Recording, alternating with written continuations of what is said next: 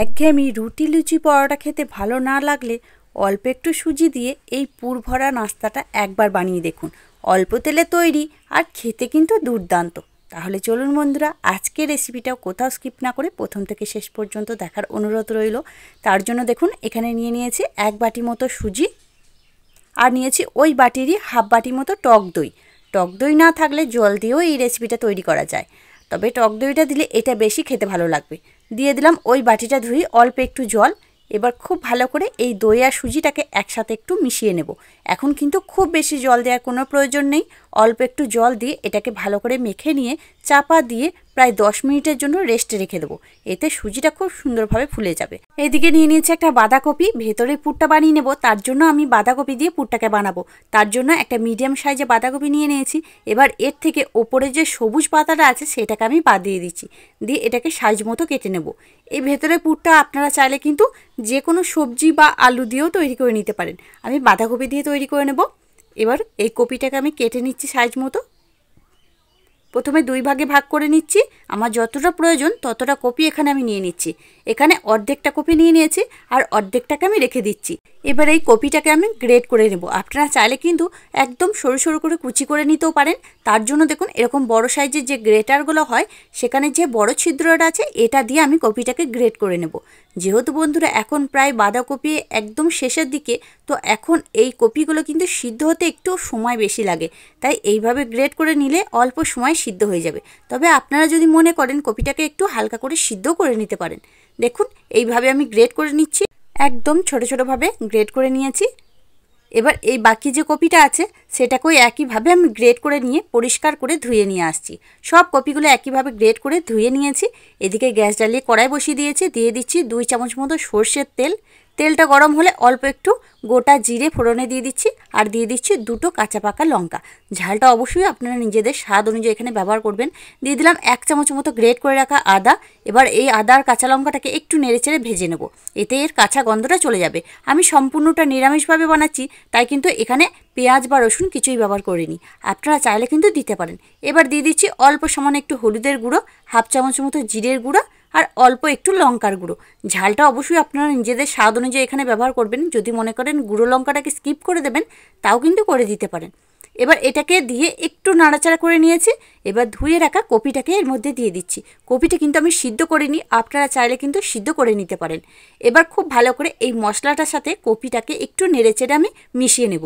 আর আপনারা যদি মনে করেন এখানে আরও কিছু মশলা অ্যাড করবেন সেটাও কিন্তু করতে পারেন। দিয়ে দিচ্ছি স্বাদ মতো লবণ আর অল্প সামান্য একটু চিনি। এতে মিষ্টি হবে না, কিন্তু বেশ স্বাদটা ব্যালেন্স থাকবে। এবার এই লবণটা চিনিটাকে দিয়েও এই কপিটাকে একটু সময় নিয়ে নেড়েচেড়ে কষিয়ে নেব। দিয়ে আমি এর মধ্যে কিন্তু একটু জল দেব না, এইভাবেই এটাকে চাপা দিয়ে প্রায় 5 থেকে 7 মিনিট ধরে অল্প আঁচে সিদ্ধ করে নেব। দেখুন 5 থেকে 7 মিনিট হয়ে গেছে, কপিটা কিন্তু আমার সিদ্ধ হয়ে গেছে খুব সুন্দরভাবে। আমি কিন্তু এর মধ্যে একটু জল দিইনি। এবার এর মধ্যে দিয়ে দিচ্ছি হাফ চামচ মতো চাট মশলা। যেহেতু আমি চাট মশলা ব্যবহার করছি তাই আর অন্য কোনো মশলা এখানে দেব না। আপনারা চাইলে কিন্তু দিতে পারেন। অল্প একটু ধনেপাতা কুচি দিয়ে দিলাম, এতে বেশ ফ্লেভারটা অনেক সুন্দর আসবে। থাকলে দেবেন, না থাকলে না দিলেও চলবে। এবার পুরটা আমার তৈরি হয়ে গেছে। পুরটাকে নেড়ে চেড়ে আমি নামিয়ে নিচ্ছি। এর থেকে বেশি কিন্তু এই পুরটাকে রেডি করার কোনো প্রয়োজন নেই। আর এদিকে যে সুজির ডোটাকে রেস্টে রেখেছিলাম সেটা আমার 10 মিনিট হয়ে গেছে। দেখুন কতটা সুন্দর মোটা হয়ে গেছে। এবার এর মধ্যে অল্প একটু জল দিয়ে দিচ্ছি, যেহেতু সুজিটা অনেকটাই মোটা আছে। 2 চামচ মতো জল দিয়ে দিলাম। খুব বেশি কিন্তু জল দেওয়া যাবে না, খুব বেশি জল দেওয়া যাবে না, তখন আবার ব্যাটারটা একদম পাতলা হয়ে যাবে, নাস্তাটা তৈরি করতে অসুবিধা হবে। খুব ভালোভাবে মিশিয়ে নিয়েছি জলটার সাথে। এবার দিয়ে দিলাম স্বাদ মতো লবণ, আর যে বাঁধাকপির পুরটা তৈরি করে রেখেছিলাম সেখান থেকে অল্প একটু দিয়ে দিচ্ছি। এই একই ব্যাটার দিয়ে আমি দুটো নাস্তার রেসিপি দেখাবো, তাই অল্প একটু বাঁধাকপির পুর দিয়ে বাকিটা রেখে দিলাম বাকি নাস্তাটা তৈরি করার জন্য। এবার বাঁধাকপিটা আর সুজিটা একসাথে একটু মিশিয়ে নেব। এখন কিন্তু একটুও জল দেওয়া যাবে না, এই মোটা করে কিন্তু ব্যাটারটাকে একটু তৈরি করে নিতে হবে। দেখুন ব্যাটারটা আমি তৈরি করে নিয়েছি, ঠিক এইভাবে তৈরি করে নিতে হবে।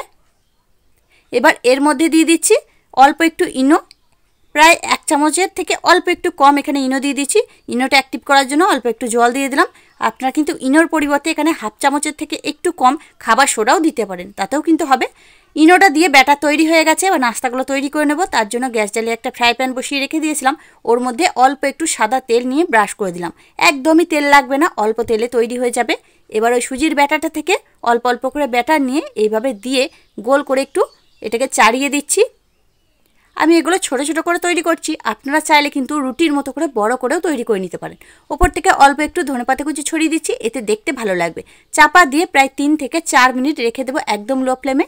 দেখুন 3 থেকে 4 মিনিট হয়ে গেছে। ওপর থেকে একটু তেল ব্রাশ করে দিচ্ছি, এতে বেশ নাস্তাটা খেতে ভালো লাগবে।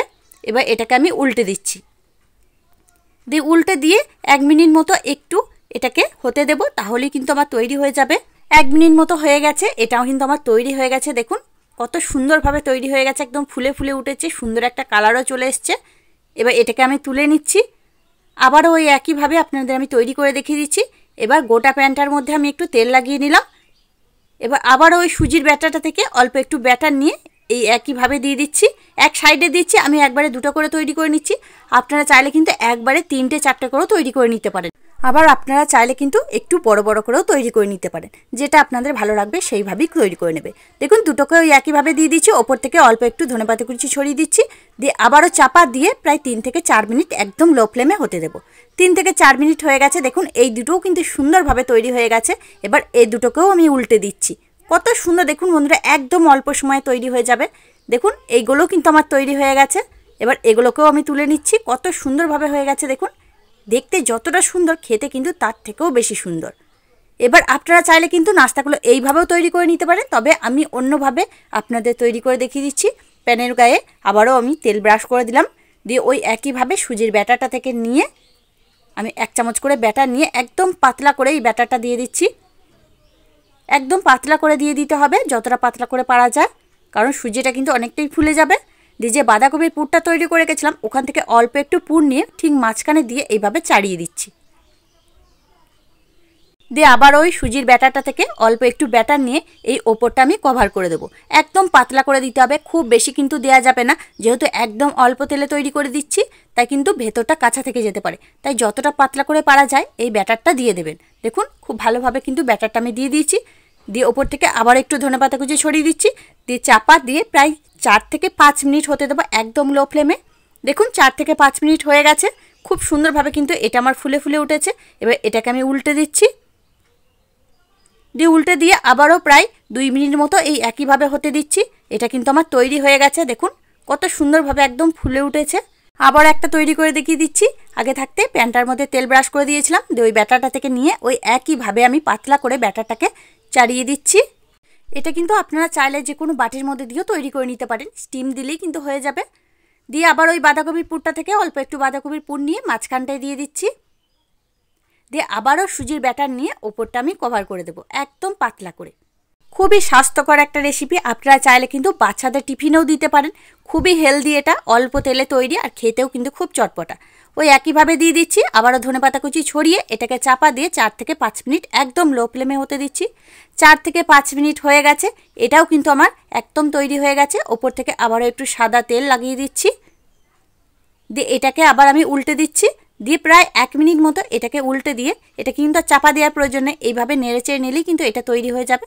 এটাও আমার তৈরি হয়ে গেছে। দেখুন বন্ধুরা কত সুন্দর হয়েছে। আর এইভাবে যতগুলো হবে সবগুলোকে তৈরি করে নিচ্ছি। তৈরি হয়ে গেল আমার সুজি আর বাঁধাকপির দুর্দান্ত স্বাদের ব্রেকফাস্ট। এইভাবে অবশ্যই একবার বানিয়ে দেখতে পারেন। যতটা হেলদি খেতে আর ততটাই কিন্তু বানানো সহজ। দেখতে যতটা সুন্দর, খেতে কিন্তু তার থেকেও বেশি সুন্দর। অবশ্যই কিন্তু এইভাবে বানিয়ে দেখতে পারেন। একদম অল্প সময়ে তৈরি হয়ে যাবে আর খেতে কিন্তু খুবই চটপটা। আর এতটাই সফট, আপনারা একবার না বানিয়ে খেলে বুঝতে পারবে না। খুবই নরম বন্ধুরা, একদম তুলোর মতো নরম। আর এটা যদি বাচ্চাদের বানিয়ে দেন, বাচ্চারা কিন্তু টিফিন বক্স খালি করে বাড়ি ফিরবে। দেখুন কতটা সুন্দর হয়েছে, ওপরটা একদম তুলোর মতো নরম আর ভেতরটা পুরে ভরা। তো বাঁধাকপি শেষ হয়ে যাওয়ার আগে এইভাবে এই ব্রেকফাস্টটা একবার বানিয়ে দেখতে পারেন, সকলেই কিন্তু চেটে পুটে খাবে। কত সুন্দর হয়েছে দেখুন। তাহলে বন্ধুরা আজকে আমার এই রেসিপিটা আপনাদের কাছে কেমন লাগলো সেটা কিন্তু অবশ্যই কমেন্টের মাধ্যমে জানিয়ে দেবেন। দেখে যদি একটু ভালো লেগে থাকে, আপনি যদি নতুন বন্ধু হয়ে থাকেন, একটা লাইক দিয়ে চ্যানেলটিকে সাবস্ক্রাইব করে নিয়ে অনুরোধ রইল, তার সাথে পাশে থাকা বেল আইকনটি প্রেস করে দেবেন। তাহলে আমি যখনই কোনো ভিডিও দেব তার নোটিফিকেশন সবার আগে আপনার কাছে পৌঁছে যাবে। তাহলে আজকের মতো এখানেই, আবার ফিরে আসছি অন্য কোনো দিন অন্য একটা রেসিপি নিয়ে। ততক্ষণ আপনারা ভালো থাকবেন, সুস্থ থাকবেন। ধন্যবাদ।